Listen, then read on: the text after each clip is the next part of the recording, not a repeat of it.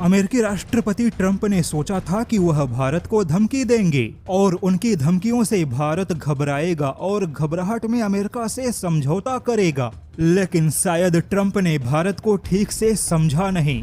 धमकाने का काम तो जो बाइडेन ने भी खूब किया, लेकिन तब भी भारत झुका नहीं। तो ऐसे में ट्रंप ने यह कैसे मान लिया कि वह भारत को धमकी देंगे और भारत अमेरिकी धमकियों से बहुत ज्यादा घबरा बैठेगा। ट्रंप को मालूम होना चाहिए कि भारत वह देश है जिसने आपदा में खुद को आत्मनिर्भर बनाया और एक बार फिर से भारत ने खुद के आत्मनिर्भरता को बढ़ाते हुए अमेरिकी धमकियों का ऐसा जवाब दिया जैसा ट्रंप ने सोचा भी नहीं होगा। ट्रंप ने भारत को मेटल्स पे टैरिफ लगाने की धमकी दी और अमेरिकी टैरिफ से सबसे ज्यादा भारत के तांबे जैसे धातु को नुकसान होगा।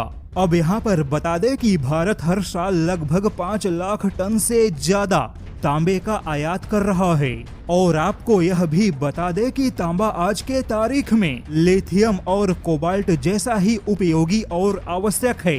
बैटरी बनाने से लेकर इलेक्ट्रॉनिक वाहन को बनाने तक में तांबे का इस्तेमाल किया जाता है। वहीं बिजली से चलने वाले लगभग सभी यंत्र संयंत्र में तांबे का इस्तेमाल होता ही है। ऐसे में तांबा भारत के लिए एक बहुत ही आवश्यक धातु है। लेकिन जैसा कि ट्रंप ने टैरिफ लगाने की धमकी दी, तो भारत भी यहाँ पे सतर्क हो गया और भारत ने अमेरिकी धमकियों का ऐसा जवाब देने का फैसला किया जिसके बाद अमेरिकी धमकियां धरी की धरी रह जाएंगी। दरअसल बिड़ला ग्रुप की कंपनी हिंडाल्को ने और भारत की एक और दिग्गज मेटल कंपनी JSW स्टील ने भारत को तांबे के क्षेत्र में आत्मनिर्भर बनाने का ऐलान किया है। हिंडाल्को ने मेटल के कारोबार में 45,000 करोड़ के निवेश का ऐलान किया। वहीं हिंडाल्को इलेक्ट्रॉनिक वाहनों के लिए कॉपर फाइल का कारखाना भी लगाने जा रही है। इसके अलावा भारत की दिग्गज मेटल कंपनी JSW ने भारत में 5 लाख टन से ज्यादा तांबा पिघलाने का प्लांट लगाने का ऐलान किया है। अब देखा जाए तो ट्रंप ने भारत को मेटल के क्षेत्र में टैरिफ लगाने की धमकी दी, लेकिन भारत की दिग्गज मेटल कंपनियों ने मोर्चा संभालते हुए अमेरिका को जवाब देने का ऐलान भी कर दिया।